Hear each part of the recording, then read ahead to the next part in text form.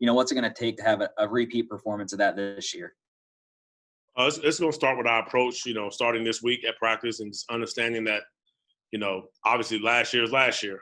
You can't live off that performance, but it's definitely, something that our guys definitely hopefully they think about from a positive standpoint. But obviously, you got to move on and start this week, and they're a totally different team. It's a new year, and just start with the team and just make sure we go out and try to do what we got to do to get a W.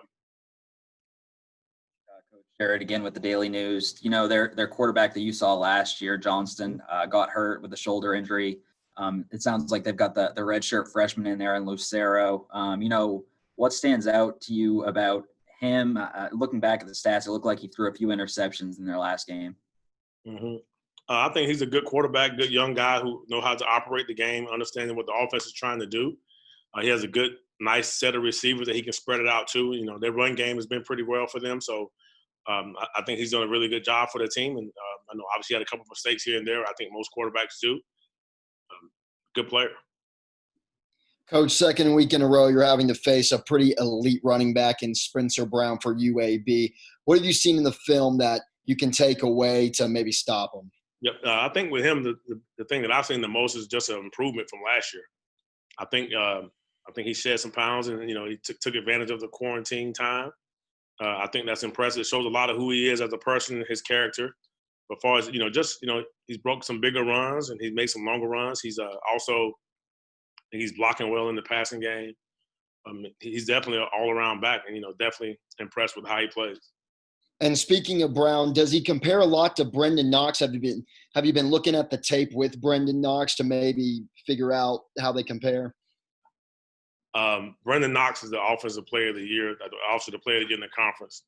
I think they do compare a little bit, but for the most part, every man is different. And I think that those guys, they do have some similarities. And Spencer definitely has some advantages over Brandon, and Brandon has some advantages over him. Coach Jared with the Daily News. I know you're not really an excuse guy, but how much do you feel like field position hurt you guys defensively last game? Because outside of their first scoring drive, every time they scored, they were getting it at the worst was, I believe, their own 40-yard line. Mm-hmm. Definitely. To me, football is obviously a team sport. To me, like, we know as a defense, our motto is put the ball down. So that's basically meaning it doesn't matter where the football is put at on the football field, off the football field, on South Lawn. It does not matter. Our philosophy is to line up and play. So you'll never hear us even talk about it or mention it. And our guys have been great with that ever since we've been here. So, but really what we talk about really is sudden change defense. You have to have those moments in practice where you talk about it. But the goal is to force field goals. And we got to do a better job of that. If they score 4 touchdowns, to me, 2 touchdowns and 2 field goals gives us an opportunity. 4 touchdowns does not. That's what we preach to the defense. To kind of follow up with that, UAB has been really good in the red zone this year. 17 of 18 on attempts, 16 of those 17 are touchdowns. What makes them so good in that portion of the field? Really, when you get to the red zone, teams have targets, and they have 2 really good tight ends.